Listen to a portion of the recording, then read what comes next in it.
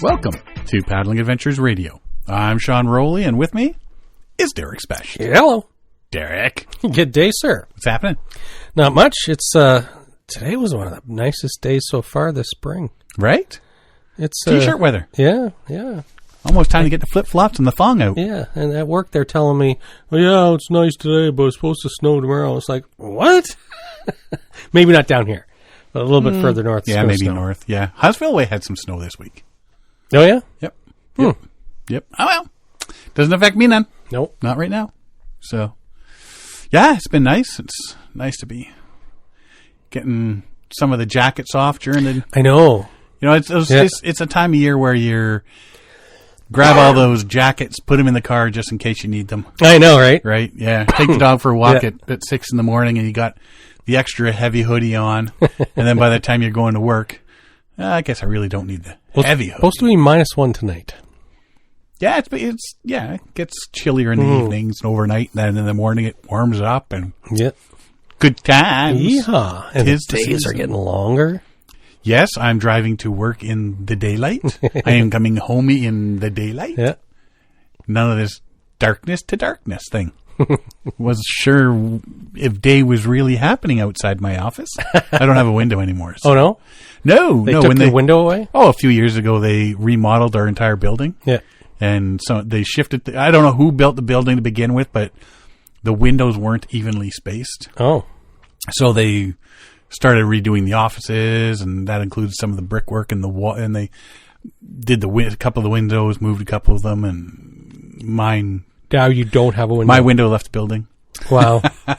So I have no window to the outside world. So I don't know what's going on outside. Yeah. Things could be happening out there, and I wouldn't know. Well, that kind of sucks. Yes and no, because then they don't catch me just drifting off, looking outside, dreaming of better days. Yeah. Oh, it reminds me of high school. As you know, going into summer, heading towards the end of the year, you're in June, and the school windows are open because nobody air conditioned schools, and so the lawnmower guy would go by, and it's like, freshly cut lawn. Right. It's a nice smell unless you're pushing the lawnmower.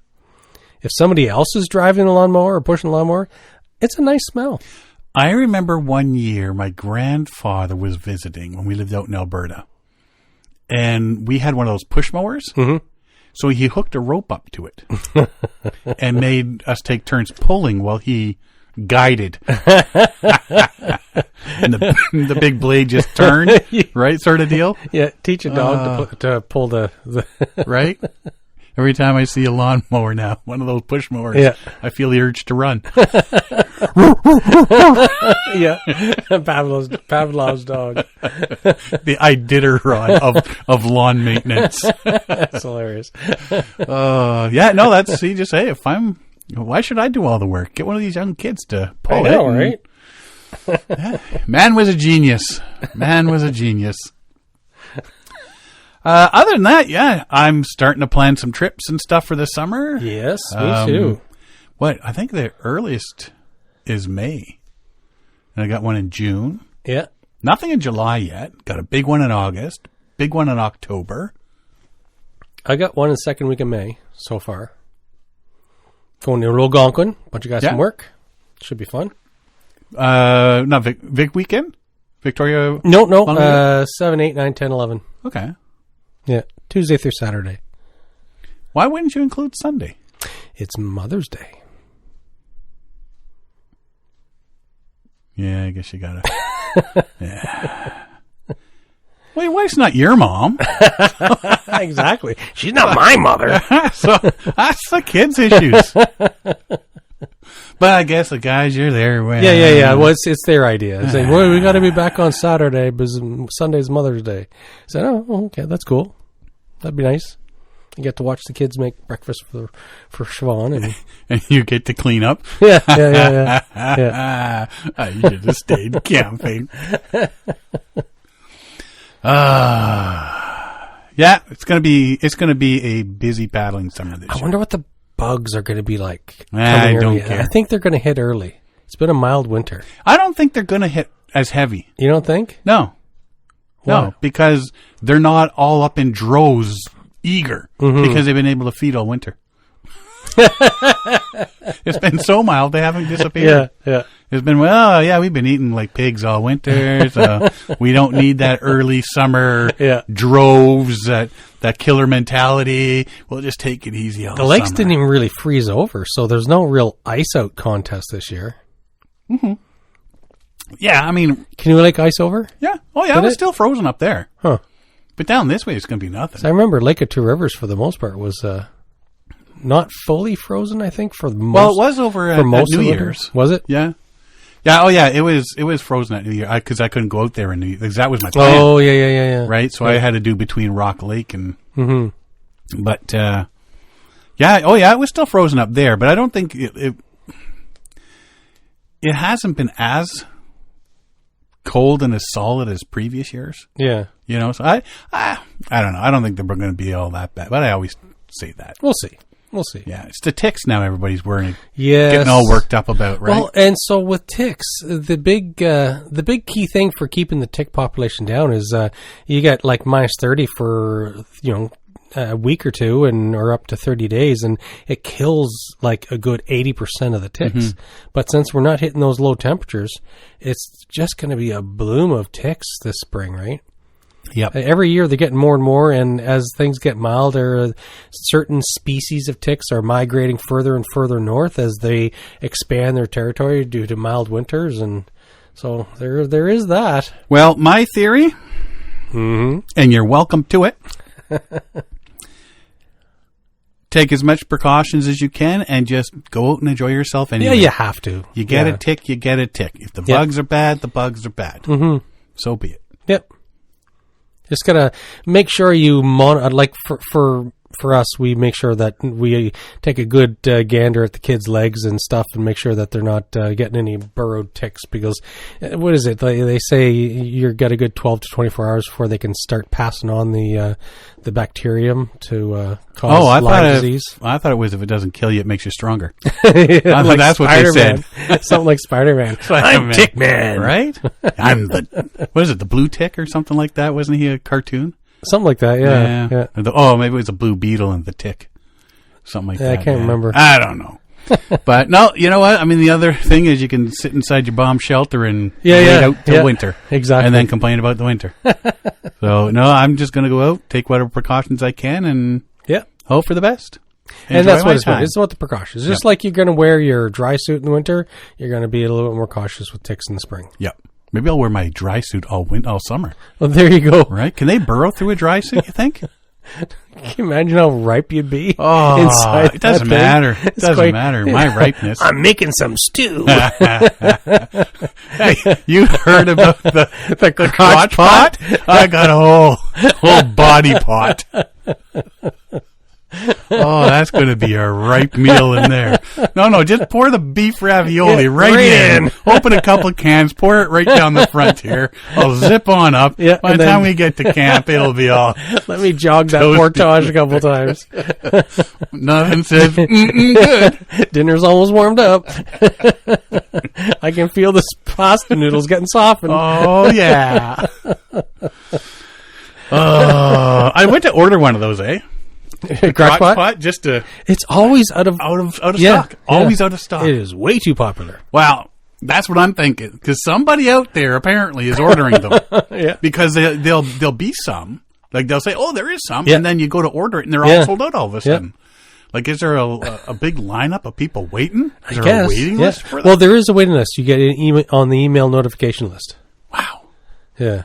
Maybe I need to put myself on an email notification list. Yeah. We got the crotch If you pot. go to their website, there's an email notification list. You put your name in. Wow. How do you know this, Derek? Are you on that list? I am. I haven't seen anything from them in a while, though. So, because you figure if they're selling that many, yeah, they build it more often. If you build it, they will come. But apparently not. Yeah. Anywho,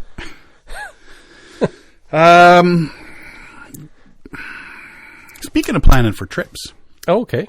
How's that for a segue, Pally? I thought we were talking about crotch pots. Crotch pots and trips, yeah.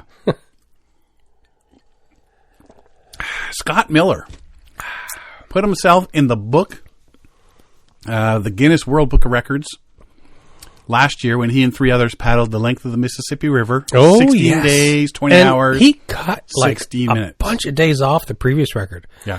Like, I remember when he finished that, it was like, what? He cut that many days off? I can't remember how much shorter it was, but I think the previous was like 21 days or something, and he did it in 16. They did it in 16 hours, 16 days, 20 hours, 16 hours. Wow. 16 days, 20 hours, 16 minutes. Faster than anyone has ever done it before. They did have the weather and water flow. Oh, everything aligned. They just, they had a lot of luck. Well, now he and a paddling partner, Scott Duffus, are preparing to set a new paddling record with hopes it will dare others to beat it. They plan to launch their Winona Jensen 18 racing canoe the headwaters of the Minnesota River. Huh? In Ortonville on May 9th, paddle non-stop until they reach the Old Mendota Bridge in Fort Snelling State Park. So everybody's doing, I mean, that would seem to be the thing, is all of a sudden everybody's wanting to do the Mississippi. Yeah. Like, okay, it's been done. Let's move on. Distance is roughly 320 miles or 515 kilometers. So you're not going to have to take, like 3 months or whatever to paddle the whole thing, sort of deal. Or this one's 16 days. Compared to more than 2,300 miles or 3,700 kilometers for the Mississippi. So 320 miles, 2,300 miles. Mm-hmm. Yeah, 320 is much more doable. Yeah. So he was asked, what's the point of paddling these kind of distances? He says the whole point is we both know the beauty and magic of paddling on rivers is so astonishing and underappreciated. They want to help others discover that magic. Miller and Duffus intend to establish a Minnesota record system similar to what they already exists for long-distance trail runners. I didn't know something like that existed. In which paddlers can record their times for traversing the state's rivers and possibly some of its larger lakes as well. So by doing this, it's just the beginning of a bigger project by the sounds of it. With GPS technology, anyone can take on the challenge of setting records for their favorite paddling waters. And Minnesota is the perfect place to start, as the state boasts 35 different water trails to paddle, representing 4,500 miles or 7,242 kilometers of adventure. That's a lot of waterways. That's a lot. They point out that there is a renaissance going on in the state with a growing interest in long-distance paddling. It's a great sport. You don't have to be an Olympic athlete to enjoy it, and it's for all ages. Yep. See, so you can get your kids in a canoe. One paddles, one steers, and you just sit in the middle and tell them what to do. Yeah. Oh, yeah. All ages. I will ride the princess seat. They can do the paddling. What could possibly go wrong? This adventure came after because Miller was looking for a challenge. He felt that his fitness level was rapidly declining. He asked Duffus, who had served on the support team for last year's world record paddle, if he'd like to join him on a long-distance race on the Snake River this year. But Duffus suggested that they do the Minnesota River instead, and with that, the training began. And that's what you need. You need the motivation. Yeah. Right? Well, yeah. I mean, if you've did all that fitness and everything for that big trip, and then afterwards, what do? Yeah. You sit at home, you drink beer, eat pizza and donuts. And we've read articles in the past where somebody poo-pooed the fact that somebody's doing these, these fast races where you're seeing how fast you can do a river, this, that, the other thing. It's like, well, you're not even smelling the roses. You're not even smelling the trees and seeing the scenery. And it's like, well, This is a different type of adventure. Different people have different motivations. And something like this, if you want to achieve a good result, it's going to make you practice and train all winter long. And if people need that motivation to get out there, to stay fit, to do whatever, then hey, all the power to them. I'm not going to poo-poo somebody else's idea of how they want to enjoy the outdoors. It's I enjoy it my way. Other people enjoy it their way. And You do you, boo. Exactly. Yeah.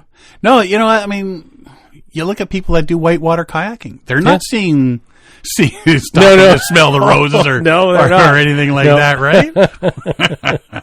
Yeah, exactly. Miller is 48. Duffus will be 67 when they launch. Whoa, really? Yeah. Nothing wrong with that.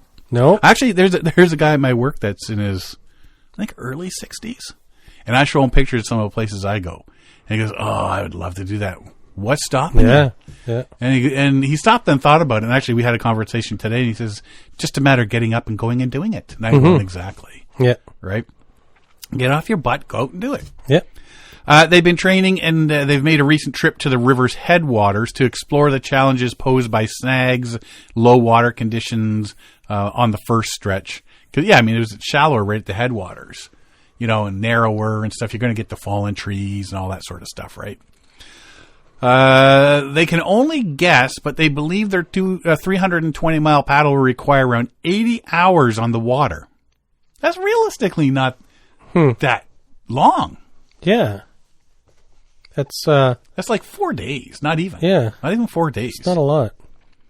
They'll keep the canoe on the water at all times. They have a rudder on their canoe that is controlled by foot pedals in the stern and bow. Really? Yeah, it's cheating.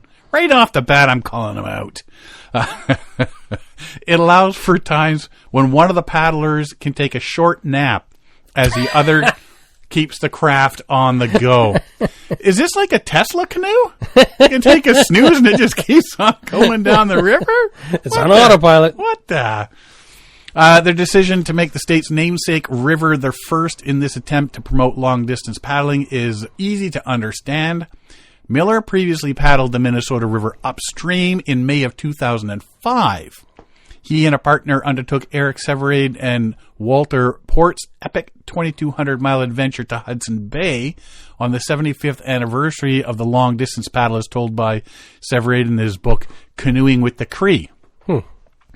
Duffus, a retired Lutheran minister, grew up on the Minnesota River in St. Peter, has his own love for the state's namesake river.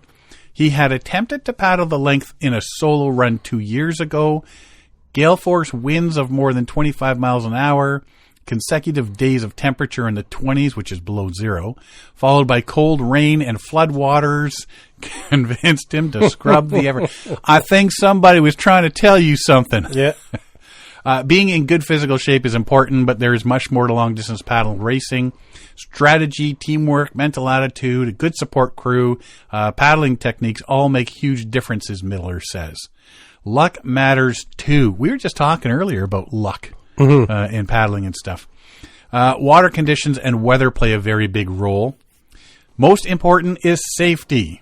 The two plan to do some nighttime paddling to prepare for their upcoming run, well aware of the hidden rocks and snags waiting in the murky waters of the Minnesota River. You have to always be fully prepared for the possibility you might end up in the water, says Miller. Pair have already a support team lined up for the adventure. They will be posting updates on their Facebook page, Mississippi Speed Records. So they're just reusing that Facebook page. They hope to be able to provide information on their progress and possibly video clips as they paddle, which means they'll probably have a GPS unit that you can follow as well, I'm sure, because I think they did that last time. So cool. Another thing to follow. It's the first one I've heard of so far this year. Big marathon trip. I'm sure there'll be more to follow. That's exciting. That's it's so they're creating a new trip. They're a new goal for other people to follow. And it's like they want to be the leading edge of this new challenge, as they say. But, something like this, when you're looking at 80 hours, so say call it 5 days at tops, right? Anybody can take 5 days. I mean, you got Saturday, Sunday. Right? And then 3 holiday days. Yeah. Right? So there's your 5 days. Yeah. You add a couple extra days or whatever to travel, and then the following weekend. You got 9 days right there to do something like that. And you can go and say, hey, these guys did it in 83 hours. We can beat that. And then go do it. Yeah. You drive down, biddly-diddly-do. You do it in 79. It's and documented. And it's then not hopefully like a 16-day effort that you have to take your entire vacation allotment, or plus some these unpaid time. ones going up to Hudson's Bay, Yeah, 2,200 yeah. kilometers, and your portages, and I need 3 months off work. Can I have it? Yeah, you might as well just keep on going after the 3 months. Yeah. Don't bother coming back. Yes. So we'll follow that one. Like I say, it's starting in a month, and it sounds pretty cool. And you know what? If the idea behind it is to sort of throw the gauntlet down. Yeah. And people go, oh, well, yeah. And then add more and more river systems. And the purpose is to get people out it's there. To inspire people to try something new, something different, challenge themselves. And get out to all these other water trails and stuff like that. Then I'm all for it. Everybody needs reasons and excuses to keep fit. We're not an agrarian society anymore. It's not like we're all working and tilling the farm fields and stuff. Wait, what? We have to find different motivations to keep us fit and healthy. Yeah. I walk to the donut store now as opposed to driving. I'm going to earn that donut. All right. I buy 12 donuts to bring home and 3 more for the walk back. Gee, this walk is making me fat. I have to stop walking. Right? I can't afford the weight gain of all the walking I do. All the walking. You'd think the weight of carrying those donuts would help. I just don't understand, Doc. I don't get it. I walk several kilometers every day. With my donut fuel. Anyways. So I was sitting here eating a donut, doing some Googling. There was a photo online that I saw. There's a bunch of people on the shore of a river. Some of them were dressed up. There was a person standing in the river, and they had this funky, like old style costume thing on. Their face was painted green. Okay. Green gloves and everything. They were standing in the river, and they had a large key. Like one of those old, like, skeleton key sort of things, like a brass key. Yep. But it was a big, like, homemade, probably about 3 feet long sort of thing. The headline read, "The traditional ceremony of unlocking rivers opened the canoeing season in Czechia at the weekend." I could not find any other information on this, but I'm intrigued. What is this tradition, and how long has it been going on? What's it called? The Unlocking Rivers. Unlocking Rivers. And the only thing you're going to find is something from Prague Radio or something like that. Couldn't find anything else about it except this photo and that the traditional ceremony of unlocking. You just found it, didn't you? That's like the Wicked Witch of the West. Right? Unlocking Rivers opened the canoeing season in Czechia at the weekend. For the big yellow key. Right? No other information. I was putting so many different combos of words and that in. Couldn't find anything about this. So if anybody knows what this is, like for all I know, this just could be a bunch of goobers that said, hey, let's go down the river. We'll get a picture. We'll make up some baloney story. The news will come out and then we'll have a good laugh. I don't know. It could be something like that, or it could actually be a real ceremony that dates back to, especially with the whole green, and there's somebody else on the shore dressed the same way. Yes, I can see her. Right? Yeah. I found the website, the Radio Czechia. It's Czech radio. Yeah. But it just leads right back to that picture. Yeah. And that small, there's no story with it. Nothing. If it's traditional, is it a secret tradition? I don't know. It's like a secret handshake it's like Fight or something. Club. You don't talk about. Yeah. First thing you do about the first thing you rule of unlocking river ceremony is we don't talk about the unlocking the river ceremony. Yeah. Weird, eh? So yeah, if you just type unlocking rivers and Czechia, you're going to find that picture. I found another one where the guy's twisting a key in the river. Symbolic unlocking of the Vltava marks start of a new boating season. But there's no other information. Yeah, there's nothing here. So if anybody knows anything, drop us a line. Let us know. You can contact message over Facebook or Sean at paddlingadventuresradio.com. I'm interested in if this is an actual real ceremony. Yeah. And where we can get some information on it. Seems kind of weird. Maybe we ought to start something here.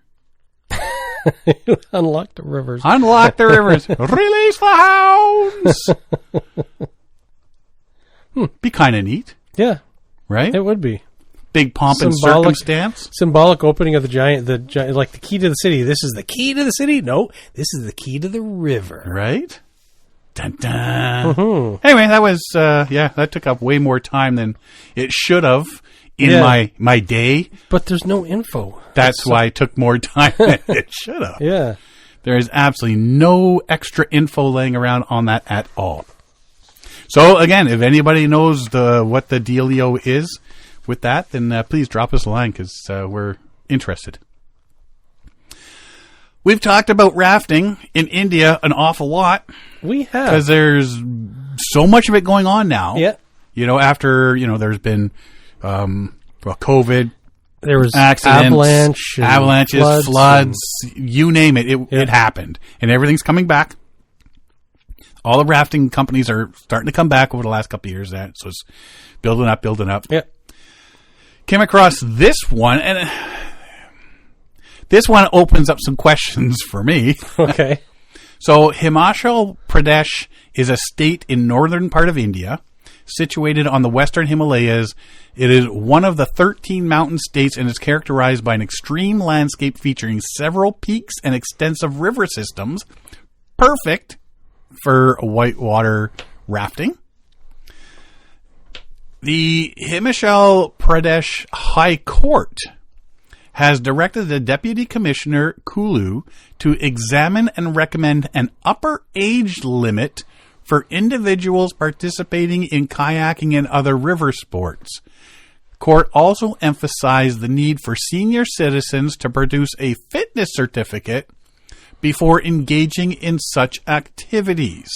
So they've emphasized the need. They haven't made it law, or have they? No, it's in the court right now. Yeah, they're trying to force this. So there was, through. So I'll get into something a little later here about what happened, but it is desirable to fix upper limit to persons who are intending to do kayaking or associated river sports, and also to prescribe the necessity of senior citizens participating in such activities producing a fitness certificate. The desirability of having capability to swim may also be required to be prescribed, was ordered by the Chief Justice. So, decisions were passed as a follow-up to a previous directive issued in November 2023, where the court scrutinized the adherence of safety regulations in adventure sports, specifically river rafting. Now, the court has taken note of shortcomings in safety measures and pointed out, because there's been a couple things we've talked about. Yeah. This is it. Point out several rafting operators were not complying with Rule 11B of the River Rafting Rules 2005, which mandates operators to possess 2 rescue rafts or a combination of 1 raft and a kayak. So basically, if you got a raft full of people, down it goes. Mm-hmm. But you're supposed to have a couple rafts or to help get people. Availability to rescue the people. Right. And a lot of them are going, forget that. Yeah. The court had then directed the deputy commissioner to file a report as to what active measures have been taken to implement these rules, how many operators were penalized for not following these rules in the last 2 years, and what other effective steps were proposed for ensuring that fatal accidents do not occur. Building upon previous order, the court's recent decision focuses on further strengthening safety protocols in adventure sports, particularly in light of a tragic accident involving the death of a 65-year-old tourist. While mandating the necessity of senior citizens to produce a fitness certificate before participating in such activities to ascertain the physical fitness and suitability of older individuals for these adrenaline-pumping endeavors, the bench asked the Deputy Commissioner Kulu to examine the aspect and make appropriate recommendations in this regard. This matter has been posted to the 18th of July, 2024 for further considerations. So they said, here's what we want to do. Yes. Go find out, is this what we should do? Is this feasible? Can we do this? Before we, and then in July, we're going to come back and we'll find your findings and we'll make a discussion. So are they making so the way it's written here, where they talk about the upper age limit and then the desirability to have a capability to swim, are they saying that the people who are older need to fix a limit as well as be able to swim, or is that separate? So we need to have an upper limit, but also everybody needs to know how to swim. No, this is just geared. Everything I see is all geared towards older people. So seniors. If you're 30 and you don't know how to swim, then you're fine. And that's my big thing is, like, what about the fitness of those that aren't? Yeah. Senior? Like, you got grandma who's wants to go out and experience something she's never experienced before. Yeah. She's 75 years old and, well, can you swim? Are you fit? You need to prove that you can swim and that you are fit with these certificates. But what about big old donut-eating Bob, who, just launching down the old brisket and lasagnas and beers and donuts? We apologize to all the Bobs out there. We apologize to all the Bobs. The names may not be true people. Names may not reflect actual people. And events. But...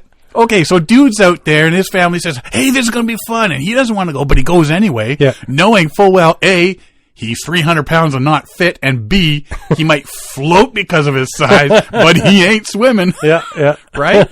So my thing is, if you're going to do this, you can't just, aim at the old folks. Mm-hmm. You got to aim at everybody. You got to use a scatter gun and get them all. But then it becomes a money issue. Yes. Right? Yes. Yeah. Save Grandma. Yeah. Sorry, Uncle Bob. You're a goner. So, I mean, you got to give them kudos because they are they're looking at the safety thing, and it's becoming, and I think this is just the start of something I think there's a lot of people out there that have spent their lives, like I work with people who have not really done much for vacation. And so maybe they're just like, you know what? I spent my entire life working or my entire life being this or that, and I've never gone out and done something. And gosh darn it, I'm going to do it all now. I'm 67 years old, and I want to go whitewater rafting in India. Yeah. Or whatever. Well, because you can afford it now. Yeah. You got the time. You got the money saved up. Yep. You can go. I'm 92 and I want to jump out of a plane. Wait, I forgot my parachute. With a parachute, right? This is not a go. I can either confirm or deny. You're not just going out big, are you? Oh no, yeah, you can give me a parachute, sure. He's so light, he'll just waft down in the breeze anyway. Yeah, it's that's my sort of thing on it. So they are going to say, look at it, all their things, and there is this sort of hint at the background. They're not coming out and full out saying it. They're just saying, hey, there's a lot of shady things going on out there that we need to be taking a peek at. They see that the rafting operators and the whitewater operators are not following the rules, and they're skirting the rules. So it's like, okay, let's crack down on these guys. At the same time, we need to be a little bit more cautious of the tourists that come to this country and do the whitewater and make sure they're fit, they're healthy, they're capable, and they're going to survive this event. Yeah. Well, do you remember the fight that broke out between the two rafts there last year? Oh, and they started swinging stuff. And, oh, man, that was full contact rafting. Whitewater paddles have sharp have sharp Give me the rest plastic of that edges. beer, buddy. They have sharp plastic edges. Yeah. Like, it's like, I wouldn't want to get whacked with one. So, yeah. Anyway, so that's what's happening in India right now. In India, they're starting to hopefully make a crackdown on the unsafe raft. Yeah. And it's only beneficial, too, because if anybody hears that, oh, yeah, you go rafting, there's a chance you're not coming home. If you go to northern India, people aren't going to go to northern India. No, I know. Yeah, you start losing too many tourists. Yeah, but if you can see that the courts are starting to take them to task, and there's so it'll give tourists that sense of safety. Oh, look, the government's taking charge. They're going to make sure that I'll come home safe. So more people will spend their money and safety second opposed to third. Yeah, and that just brings the tourists in. So it's safer. Hopefully I guess we'll find out in July what happens. Yeah, even if it's not safe, they need to have that perception that it's safe. That it's safe. Yeah. It's all about perception. We haven't had an accident since last year. Have you ever paddled the French River? I never have. Have you never? I want to. I want to go. Have you never? I've visited the French River Visitor Center. On the way back from a trip with Mike Burns, we stopped in and checked out the visitor center and walked the big stringy bridge thing. And the big stringy bridge, the suspension bridge. That thing, yeah. For lack of a real term, it's a stringy bridge. Big stringy bridge. Where are you guys going? Oh, we're going to go check out the stringy bridge. It works. It's accurately portrayed in my mind. I can see it right now. It's a stringy bridge. The suspension bridge. Yes, that thing. Well, I paddled there all the way up to Georgian Bay. Yes, you have. Yeah. I know a lot of people have done it, and it's a beautiful area. Yes, it is, and I do want to go some year and some year soon. But maybe I'll get the family out there. We've been present. The problem is it's too popular. It tends to be very busy, from what I've heard. Yeah. I've been there, but I've heard that it's busy. You can have a hard time finding campsites, and when you do find campsites, they tend to be a little bit rough around the edges and ransacked. And the ones that if you want to get out to the bay, you're basically camping on big flat rock, open rock. Yeah. But when we were there the one year, there was some great aurora. Oh, yeah? Aurora Borealis. Aurora. Is more than one aurora Aurora? Northern Lights. Yes. There we go. Yeah, there were some nice Northern Lights going on the one time. And we saw a couple baby rattlesnakes. Massasauga rattlers? Yeah. Cool. Yeah. Are they swimming or on land? Or on land. Yeah? Yep. I've seen one once, and it was swimming. It was probably about 2.5, 3 feet long. Well, maybe more. It was a good size. Yeah. No, I've only seen the ones on Georgian Bay, and they were just, like I say, they were just tiny. So yeah. Well, the reason I ask, okay, I've actually posted on our Facebook page. Yeah. There's a video trailer, TV Ontario. Yeah. Which you can go to their website, and I could watch some of these other shows. TVO original. Tripping the French River continues the hugely popular Tripping series with a mesmerizing paddle on the French River from Lake Nipissing to Georgian Bay. Documentary takes viewers on a 110-kilometer paddle in a cedar strip canoe on one of the rivers that helped form Canada. So there's like tripping the Tripping Niagara, tripping a couple other places that they do. A lot of it's like drone footage and stuff, but it's from ground level, that sort of stuff. So it's pretty cool. So this is the next one.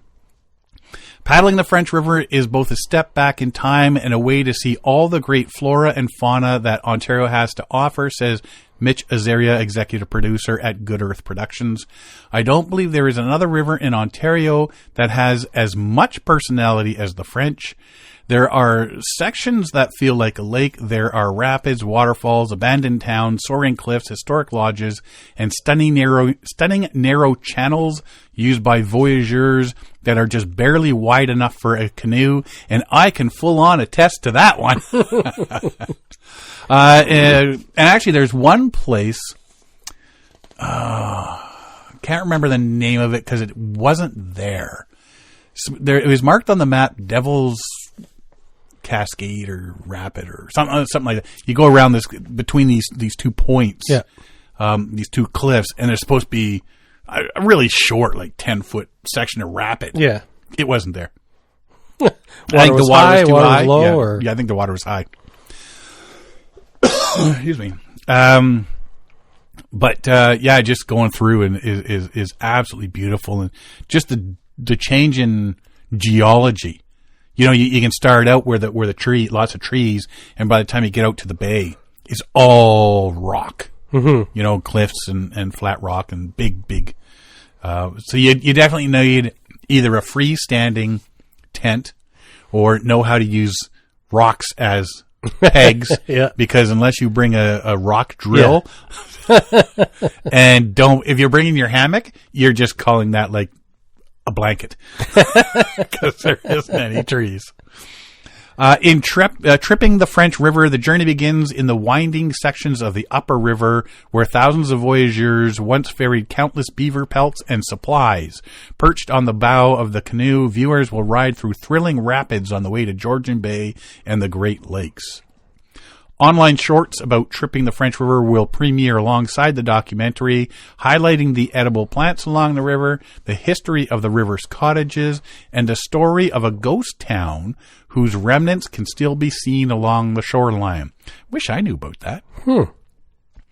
TVO original Tripping the French River at 8 p.m. Eastern on April 21st on TVO's Today's website, tvo.org, and then just search for tripping and it'll come up with all the tripping video. Actually, if you go there right now and check out just type in tripping under search, they'll be there. Or you can just go under the documentary thing. Or they'll also be on your YouTube channel, smart TV apps, and the broadcast channel. Sounds like a good one to watch. Kevin Callan had something to do with this too. Oh, yeah? Yeah, I think they came to him asking him for information on it and where to go and stuff like that. And so he's quite happy that this one's coming out as well. Cool. I'm going to have to set my DVR to record. Yeah, take a peekaboo at that one. Mm-hmm. And like I say, even if you're at work one day and just bring up tvo.org. Yeah. Right? TV Ontario, baby. At work? Yeah. I can't do that at work. Why? Your lunch break. Corporate assets. on your phone. I could do that. I could do it on my phone. See? Bring it up on your phone. Yeah. tvo.org. I'll do it at home. Just search for tripping and watch. Mm-hmm. Watch. It's beautiful.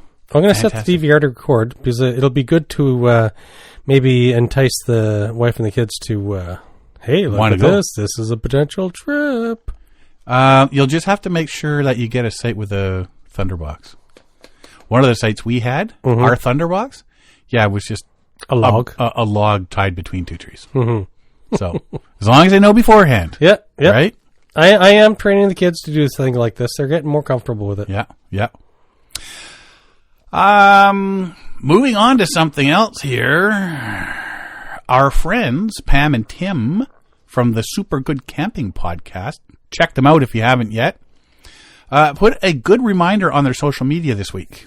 Keep our forests safe and enjoy camping reasonably. As we embrace the beauty of the great outdoors, let's remember the importance of fire safety amidst Canada's ongoing wildfire situation. Yes. Before you set up your campfire, make sure check current regulations, fire bans, and restrictions. Mm-hmm. Maintain a safe distance from flammable materials. So don't set up your tent right next to the fire. No, don't. Yeah. Use designated areas for your fires like metal rings or rock pits.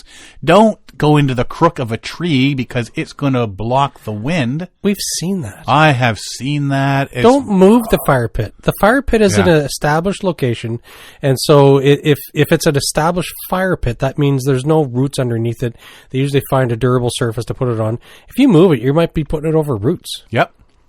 Never leave your fire unattended and be aware of underground smoldering risks. I believe you just said that. Yes, I might have. extinguish fires properly. It doesn't mean just like pee on your fire. You need to put some good water on that fire to make sure it is out. You know what? If I come up onto a campsite that people just vacated and that fire pit is soaked, I have no problem with that. No, exactly. Yeah, you know what? I mean, I'd be happy if it was still smoldering a bit that I could just throw firewood on and should be should be soaked. Keep water nearby and select appropriate firewood. Respect your neighbors and leave no trace. Let's protect our forests and ensure a safe, enjoyable camping experience for everyone. And my personal note, let's not have a repeat of last year's camping season if we can avoid it. Fire bans and canceled trips due to forest fires and smoke sucks. Yeah, and it was particularly bad with the smoke coming. Well, we saw it on our trip. Smoke coming out of Quebec when the wind shifted, and it's just like so many of the fires are human caused, human made, right? Either by accident or on purpose. And in the case of Quebec, there was a lot of on purpose, and so it's not. I don't know what purpose you would or what pleasure you gain out of burning the forest down, but don't do it. No. So, that one from Pam and Tim of Super Good Camping Podcast. Like I say, go give them a listen. They got a lot of good information if you're into camping. And it's not just paddle camping, so check them out. The last one's exciting. It is. I'm going to get a little bit of a preamble here. I've been having conversations with a few people lately about just from things I've heard and have been dwelling on and sort of making my mind up about. But the conversation I've been having lately is storytelling dead? Trip logs are becoming the same old, same old. You have to ferret ones out that really grab your attention these days. You know, I mean, blame it on the glut of YouTube videos, the lack of variety in paddling videos. Maybe I'm just getting cabin fever. But I'm having a hard time getting excited while watching these videos because there's no real storytelling anymore. It's all day one, we got up, we paddled, we stopped, we ate dinner, we did some fishing. Day two, we went to bed, we sat around the fire. Day two, we got up, we paddled, we did some fishing, we stopped, we made camp. Very dry, very it's repetitive. Like this is day one to day like seven. A military ship's log. It's like and also I think what contributes to it is the way social media is done nowadays. You have like Instagram shorts, YouTube shorts, TikTok, and so everything what you're used to seeing is proper video from 15 plus minutes long, and they tell a story and they talk about this, that, and now it's like crushed down to 10 to 15 seconds. It's a quick short, maybe maximum 30 seconds, and it's like, where are we going with this? Like, are we trying to drive our attention spans shorter? Yeah, but even some of the longer ones even still aren't. It's the same old, same old. Like, the only thing that changes is who you're paddling with, your destination. That's I'm sort of finding that. But I think what the problem is with technology, people are able to put out what they would call a product, but they don't have the skills to tell a story. And so they're not telling a story, they're just giving an anecdote. They're just saying this happened, or look, sunrise, or whatever. It's like so people aren't telling stories as much anymore, and it's just the way that our electronic society is moving. It's like we're not into the storytelling aspect where there's the build up, the climax, the conclusion, yada yada yada. Just like you were learning, and then we all died. And like you learn how to write a story in high school and whatever. It's nowadays it's just like, oh look, this guy made a TikTok, he's famous, so I'm going to do it his way. And it's like, there's a way to be able to tell a story in a short amount of time. And if you don't have the skills, learn the skills, but don't just, hey, it's a 10-second blurb. It's like, no, it doesn't. Yeah. So that's sort of where it comes around and one of the comments that was made that went around there is, people complaining about the Toronto Outdoor Adventure Show and stuff like that, going, well, it's just YouTubers blabbing about the same thing we see online. There's no real, it's all the same stuff. So go there in person and experience it. Don't watch the YouTubers. So, and that's sort of what's brought it about, is like, is storytelling dead? Mm-hmm. There's no real stories anymore. But then, dun, dun, dun, I came across this. Okay, our good old buddy Frank Wolf. He's a good storyteller. He's a good story. I like Frank. Like I said, I met him last year at Canoecopia. We saw each other across the big crowded hallway, and just I like Frank. There's just something about him I like. I think it would be really rewarding to sit around a campfire and listen to him tell stories. Yeah, because he is, right to the heart, a storyteller. Yeah. He can build a story. He can tell the story. We've chatted with him. We've interviewed him. I've read his books. And so he's a really good storyteller. Yeah. Now, before we go any further, I don't want to poo-poo people, just to use your term of the evening. I don't want to poo-poo people from going out there and doing their videos. No, yeah, absolutely. You come out. I'm at a point right now where I think it's just that there's so much. There is. And I'm looking for something different. And that's a personal thing with me. So if you're doing your videos of a trip you just did through, 15 different provincial parks or something, then, here's what I liked about this park. Here's what I liked about this park, whatever. Or here day 1, day 2, day 3, day 4 through Algonquin Park. Do it. Do it. Yeah. Go ahead, do it. People are going to watch it. People are going to enjoy it. I may give it a thumbs up if I watch it. But I'm looking for stories. Yes. Something that's not just a cookie cutter thing. So I came across this on the Explore magazine's website. Frank Wolf wrote an article about an upcoming 800-kilometer kayak trip he's doing with his buddy Mark Sky. Now, Mark is currently on a self-propelled trip from British Columbia to Argentina. So no motors, so boats and walking and bicycles, as that sort of thing, right? Frank is flying down to meet Mark and paddle around the Darien Gap from Panama to Colombia. There's this big section, I think it's the Sea of Darien or Darien Sea, that they're going to paddle around, so they don't go through some of the bad spots of Colombia. In the article, Frank writes, he's now approaching the Darien Gap, the swampy, roadless, and notorious border zone between Panama and Colombia. In order to avoid this area, he's decided to paddle the coastline around it, and this is where I come in.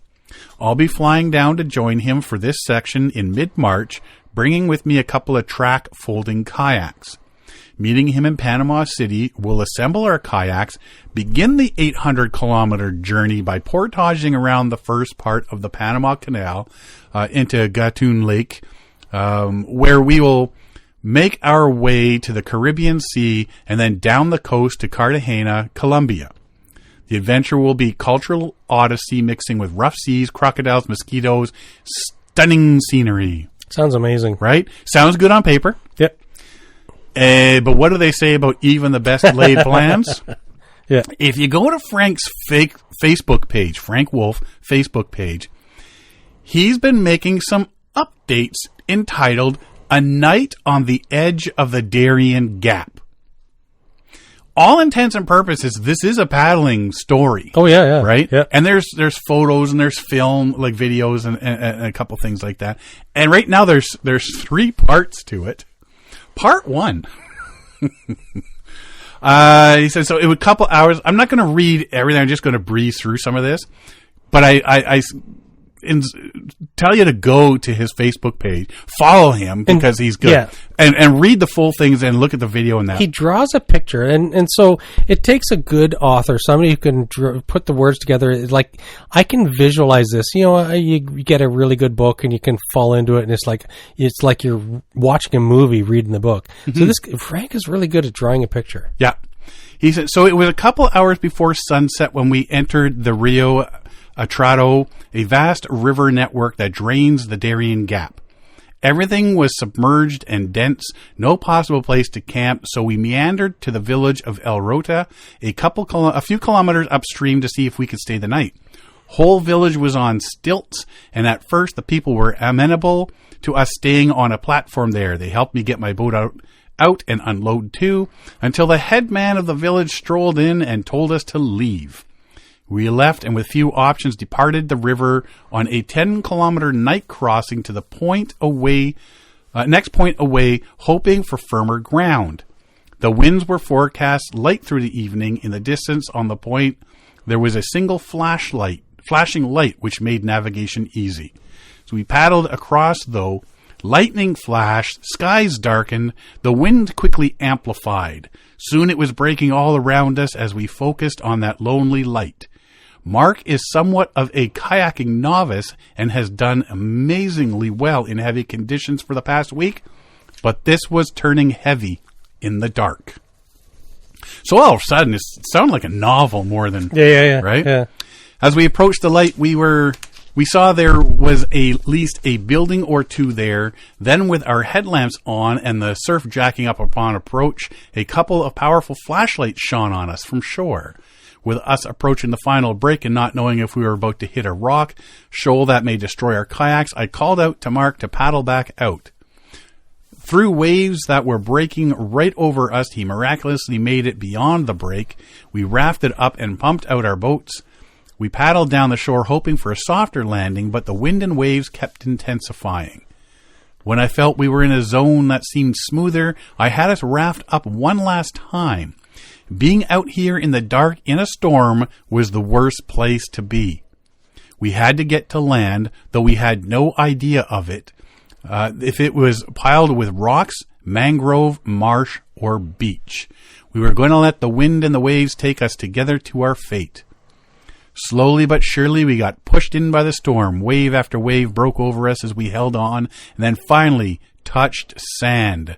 It was a beach, and yet this was just the beginning of the night's adventure. To be continued. So that was the one day he posted that. And you're like, what? Okay. Okay, that's cool. Their adventure. I'm waiting for what's the next happening? update. Yeah. You know, like is there lightning? Intrigue. Yeah, all that sort of stuff. Part 2. We double-checked our low-lying beach location after our blind landing, and apparently at high tide, particularly with the rising wind tide, the whole point we were on would be underwater in a few hours. On the maps, it looked like we were not on land, but in water. I prepped dinner, kept an eye on the incoming sea, while Mark headed down the beach in the darkness to look for higher ground. Strangely, about an hour later, several sets of lights were headed my way, and from the inky night a shaky Mark, sniffing dogs and a dozen men in military fatigues, armed with M4 machine guns, emerged and surrounded me. So remember, this is Colombia. And this is like happening now, right? Yeah. Like this is just a couple of days ago. Yeah. You brought reinforcements, I see, I said to Mark. He was in no laughing mood, however. And that's why, because that would be me. Yeah. Hey, who's your buddies?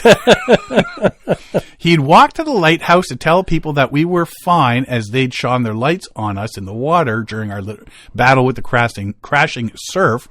Instead of a lighthouse, though, he rolled into a Colombian naval base, was quickly detained as half a dozen guns were trained on him. He thought he was dead, since for all he knew, he'd stumbled upon a cartel lair. The base commander at first accused him of being a thief, but Mark managed to tell them we were on a kayaking trip and camping a kilometer away. Apparently the whole peninsula is a naval base, not marked on any maps, and no one unauthorized is allowed to be there.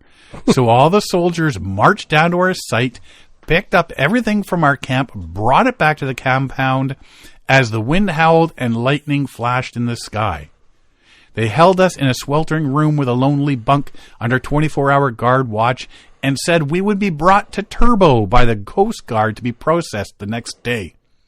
We were only a tantalizing 20 kilometers from the finish of our paddle around the Darien Gap, and it looked like our dream of completing it had bizarrely imploded. To be continued in part 3. Yeah. I am not going to read part 3. Oh. But I have it in front of me. I read it. Go to Frank Wolf's Facebook page. Read part 3 to what happens. Yeah. There's videos, there's photos, and this is what I'm saying. Like, there's the story that would go, because they're filming stuff as well, right? This is what Frank does. Yeah. And have you ever seen any of Frank's other videos or films and stuff? I was first introduced to Frank Wolf's films. Must be 15 years ago at one of the film fests now.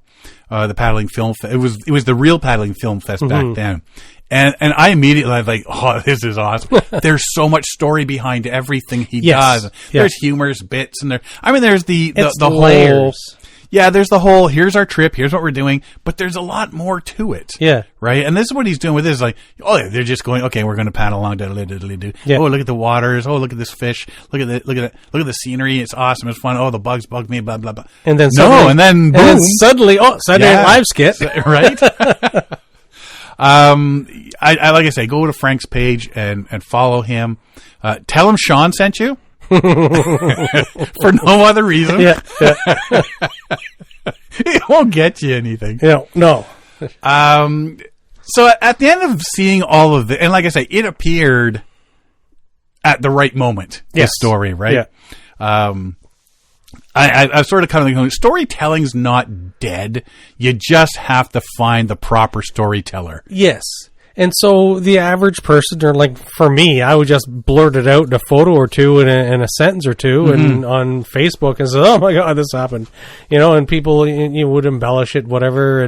But he tells a story. He made it into a story. And it's almost like you're reading a chapter book. And it's right. It was it was well written, and I'm thinking a lot of people would have just kind of flippantly looking for likes, but he's just like, I don't know, I'm going to tell a story here. Yeah, I don't care if you like it or not. Yeah, it's come out rather well. So, but I think we need more storytellers. We do. And like I said, and not to take away from people that are throwing all their videos out there, the trips they're doing, because people want to see this stuff too. But we need some people out there telling stories with their videos and stuff like that as 100%. Well. So that's, I don't know if you call that a rant. It was a concern maybe or something. Yeah.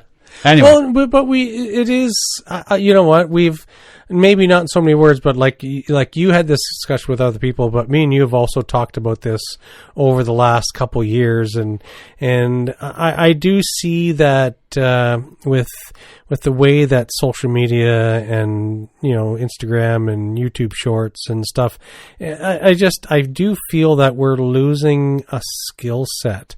Mm-hmm. Some people are going to maintain it, but some people who may have gone into extensive storytelling, chapter books and whatever, are now going to be just doing, Instagram stories and whatever. And it's just like, we need people to, if you have a skill, if you have a storytelling skill, you need to exercise those just like you do with your muscles. You need to exercise those mental muscles and tell stories. I mean, it's cool to write a book. Yeah. And if you can do it an audio book, because I haven't actually had the time to sit and read a book for quite a while. Mm-hmm. I used to read like nonstop, but it just so busy doing so many other things over the last couple of years that it takes me so much longer to read a book now. I'm slowly turning into you, I think. I just got a new book. And it's sitting right over there on the shelf. I'll get it to it in 2037. It's one thing to sit there, and I mean, I'm a big one now that I have audiobooks. Okay, yeah. So my drives to and from work, and sometimes even at work or at home here, I'm listening to somebody while I'm doing work. Yes. So that book I would regularly be reading, I'm now listening to. All Kevin Callan's books there, they're not audiobooks yet. I don't know why. Kevin needs to get off his butt. Yeah. But something like this, if you could do a book, or not a book, but if you can do a video, tell a story, even if you narrate the story that goes with the video or the pictures or something like that, we need more of that. Mm-hmm. There's so many people now that have gotten into just the video trip logs. Well, the guy who sent the video about the rubber ducks. He told a story. Oh, I totally forgot And it was a about good that. story, and it was humorous. He kept throwing these, and so there was these little zingers that he kept kept throwing in there, and it's like, oh my God, that's funny. And like, you didn't even see the little joke coming, but he, at the same time that he's making you laugh, he's telling you a very interesting story, and it's based on science. So we talked about those shipping containers. Yes. Yeah. Dropping off and opening up, and there's phones and stuff in them. So Doug Begbie sent us a little thingy saying, so your conversation from yesterday's podcast I listened to today about shipping containers, and it reminded me of this. And he sent a little video. We'll post this too. We'll share it. 29,000 lost rubber ducks help map the world's oceans. All because of a shipping container containing 29,000 little rubber duckies. Yeah.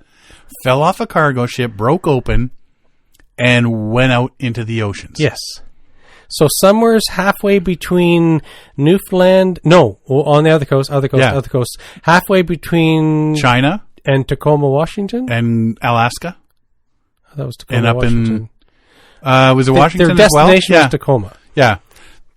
The Anyways, western coast of regardless, North America. the Pacific Ocean, somewhere's halfway in the middle of nowhere. They were in a storm, and they lost a bunch of containers. This one had ducks. Rubber duckies. And it ended up being a really neat scientific discovery of the ocean currents. And because these things ended up everywhere on the planet. And so it was really, but the story that this guy told on the YouTube video, it was like really interesting. It did a really amazing job of relating the story, making it funny, making it relevant.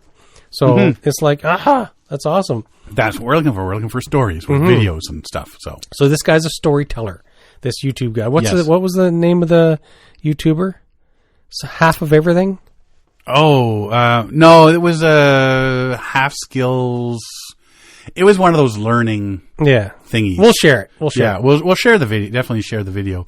Thank Doug Begbie for sharing that with us. And again, go to Frank Wolf's page if you want to see part 3 of what happened. It's hilarious. There is some videos. There's some pictures and stuff. And I definitally want to get the first-hand, full-on account from Frank when he gets back. I want to hear the story that he's not telling. Yeah. So, Frank, tell me more. Yes. Dish the dirt. Tell us. But no, he says the people down there, the soldiers and that were they ended up so friendly. Yeah, it ended up being a very positive encounter, but unexpected. Unexpected. So, and that's all I've got. Yeah, that's all I got That's it this week. Yeah. Wow. Yeah. But the storytelling thing, that's a good point to close on. Yep. We need storytellers. We need storytellers, people. Come on. I'm planning a bunch of trips this year, and there's going to be a lot of photos and video stuff coming out. Just based on that last topic we covered. Oh, okay, yeah. I'm really sort of doing side projects, and it's going to involve some storytelling videos and presentations. Mm-hmm. So, made for TV movies. Women's Network? And the Oscar does not go to. Yes, exactly. This week on the Hallmark Channel. Merry Christmas, Canoe Boys. You got anything else? I do not. Really? You come all the way out here. Well, if I must tell one story. You complain about my dog wiping his boogers on you. She always does that. She likes you. If I must tell one story, I noticed it on the way into work today. So we didn't have much snow. Didn't use our snow shovels. They're always sitting out in front of the work. And so there's one there that's sitting in a corner of the building outside, and it's full of water, leaves. And there's a small tree or shrub starting to grow out of the pool of water in the shovel. I say leave it there. I'm absolutely leave it there. I'm gonna start taking photos like whenever I think about it. But I want to see how. Put a little sign: "Do not touch. Do not touch. Do not move. Shovel. Preserve this little growing tree. Right. Fill with water when necessary. Environmental project. Do not touch." But it was neat. It was like it kind of makes you think. It's like, yeah, we didn't really get much snow this year. Yeah. This shovel hasn't been used much because it was filled with The wood handle is sprouting. So it was interesting. So if I need to add one last thing, then that will be it. Awesome. Awesome. And I hope your week goes great for now. We had a big spider in our house.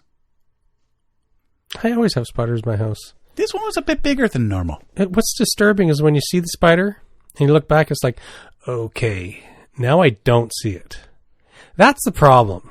Mm-hmm. You know it's there. So when somebody sees a spider and the first thing they do is take a shoe out and swat it. No, they eat the bugs. How do you know that spider isn't thinking to itself, that's Derek. That's my roommate for 5 years.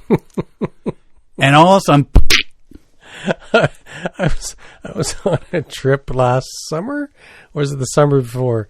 Anyways, we're sitting around the campfire, and we're having morning coffee, and I look down, and I see this spider right beside my chair.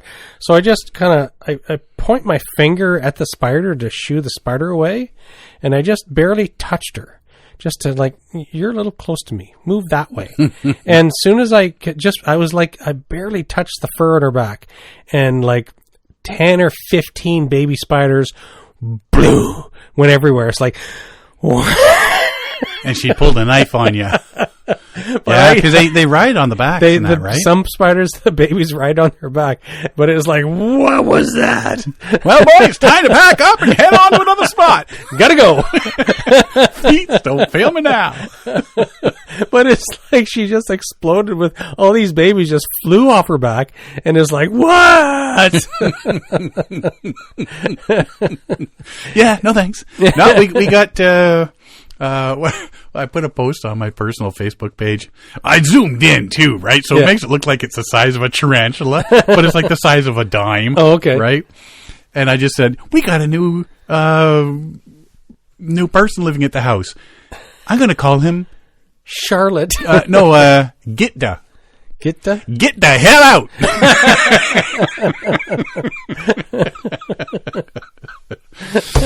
Oh, what a great week. I'm just waiting for summer to full on, and I know.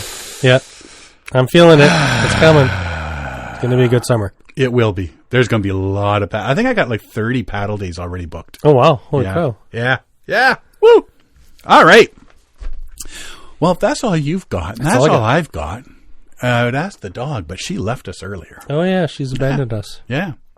Well, if you want to find more about us, you can find us at paddlingadventuresradio.com. We're on Facebook, Instagram, and Twitter. You can download or stream our episodes on iTunes, Apple Podcasts, Spotify, Podbean, iHeartRadio, Player FM, all your favorite podcast downloading sites.